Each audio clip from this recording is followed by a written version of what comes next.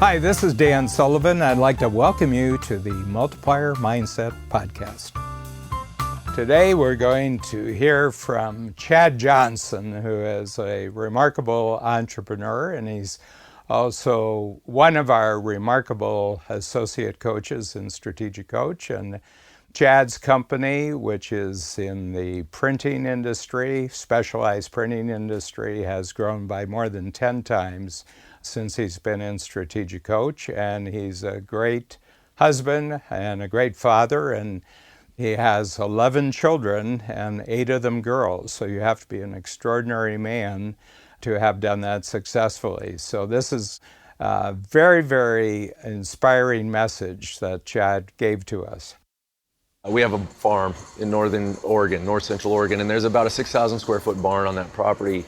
There was, burned down, long story, wonderful story. But that barn was about a 6,000 square foot barn, and the top was all kind of remodeled into kind of a fitness center, gym, office, library. It was a beautiful space, but down below it was completely and totally a barn. I mean, tractor, equipment, farm implements, you name it. We have this whole concept at Coach called 80-20, right? In our family, that's a big guiding principle because we don't want to be perfectionists and we don't want to say, oh, we're going to delay action so we can make it perfect. So on this given Saturday, I said, you know what, kids, we're going to do an 80-20 on the barn.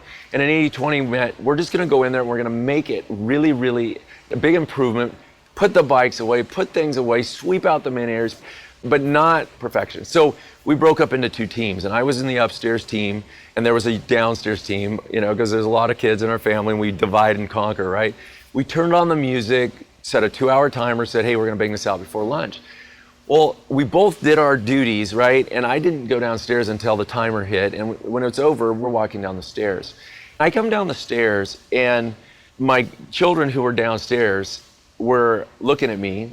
Well, I don't know what all they were thinking, but I'm sure they were excited to show me what they had accomplished. And I come walking down the stairs, and to my right, there's a little section where we keep scraps of wood. And it's the lumber that doesn't fit along the wall and all organized area over there. This is kind of the scraps, the little pieces here and there. It looked like they just all kind of been pitched in this little 4x6 area cubby. And my eye caught it as I came down the stairs. And I immediately turned and I looked and I'm like, hey kids, come here. Like, what is this? And I started to put their face in the one thing out of 3,000 square feet, right? This one little spot that wasn't perfect. And I really kind of started to, you know, berate them in the sense of, guys, don't you care? You know, can't we do quality work? I mean, what do we think? Can we just chuck stuff over here? And I saw them go from this place of, oh, I'm so proud to show my dad and my father what we've done. I'm so pumped. He's going to love this. To this place of utter, I mean, I deflated them completely. I saw them just go, oh, my word. And I'll be real frank with you. At the moment, it was crazy because they had done what I'd asked. They'd done far more than I asked. They'd far surpassed 80% on them. I mean, everything had looked beautiful in that space except for that one thing. And to see me suck the life out of them, it just, all of a sudden they turned and walked towards the house. And I'll be frank with you, that's where it hit me. I was like, what am I doing? You know, here I am. I mean, I love these kids. I'm so proud of them. I want to build them. And here I just utterly destroyed them. And I was like, kids, come here. Stop. Please, come here. And they turn around expecting more abuse probably. Chad, Dad, what's going on? And I said, no, come here. I am so sorry. I said, please forgive me. I said, I know about the gap. I mean, it hit me in that moment that I just gapped them out, right? I put them in that place of total, you know, you're not enough and you have failed and you should be ashamed of yourself when they had done such an amazing thing.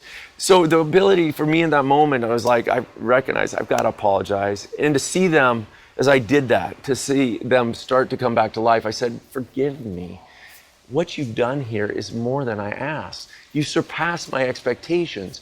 And yet my weak tendency is to find that one thing. I said, this is nothing in the scheme of this. I love what we've done here. Come here, I'm so proud of you.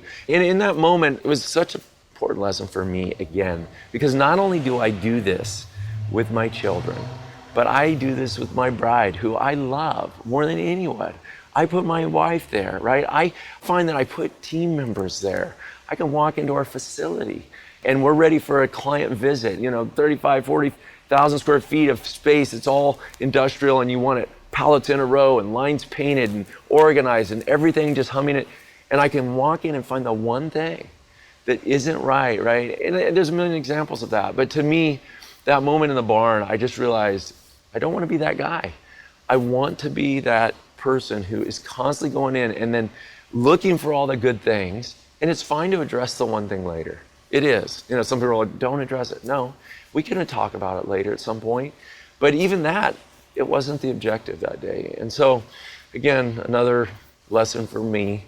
I'm always learning, always growing. Like Dan says, I find myself going to the Gap often, but I don't stay there very long. And that was one of those moments where I was like, I've not only gone to the Gap myself, but I put them there.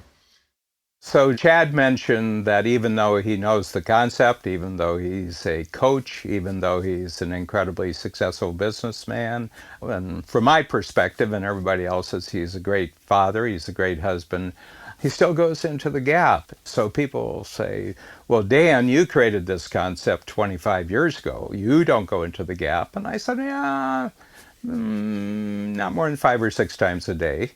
And they said, well, what's it worth then having the concept if you're still going in the Gap? And I said, well, I used to go into the Gap and spend 6 months there. Now I go into the Gap and I spend 60 seconds there because very quickly all my sensors go off and I say, something's wrong, something's wrong, something's wrong. I feel myself tightening up. I get really sort of angsty. And I said, what am I doing? Oh, I'm measuring against the ideal. Okay, turn around. Where'd you come from?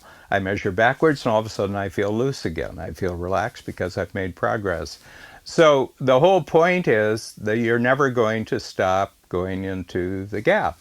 The only question is, do you spend a long time there or do you spend a little time there? So if it's 5 or 6 times a day and it uses up about 5 minutes, I don't care. I don't care. The rest of the time I'm enjoying enormous progress. So it's not about perfection. You see, you could go into the Gap thinking about being really good at not going into the Gap, because I had someone who was really very dispirited when she came to her workshop. Terrific entrepreneur, very skilled, very talented. And she came in and she had just learned the Gap 90 days ago. She was coming back for her workshop.